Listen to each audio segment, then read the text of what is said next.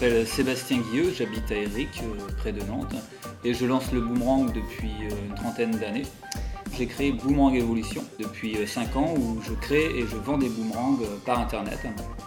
Et donc depuis quelques années, j'ai décidé de créer ma propre ligne de boomerang, notamment en collaboration avec des écoles de plasturgie. J'ai fait appel à l'IUT de Nantes pour concevoir un boomerang que voici. Donc, ceci est le Master Shape. Il a été créé par Manuel Schulz, le champion du monde actuel. Et donc, le but est de créer un boomerang en série grâce à un moule qu'on va créer donc, ici à l'IUT.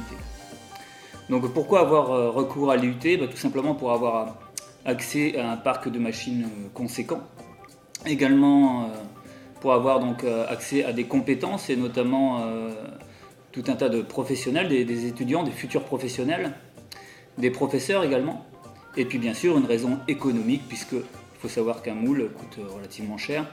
Et donc cette collaboration me permet de limiter les coûts.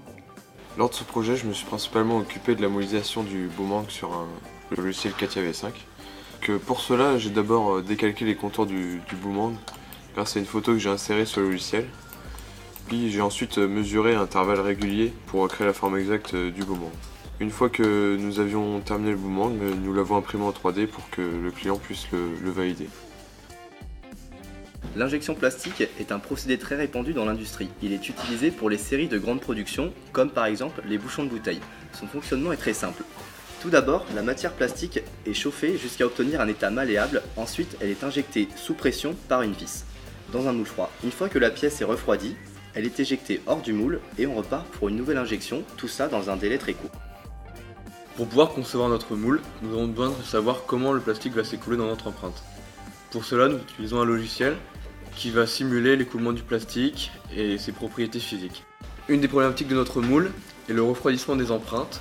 Pour cela, nous utilisons des canaux de refroidissement qui sont des perçages dans lesquels nous faisons passer un liquide caloporteur. Sur ce projet, je me suis occupé de dimensionner le moule d'injection plastique, donc de choisir toutes les pièces nécessaires à son bon fonctionnement.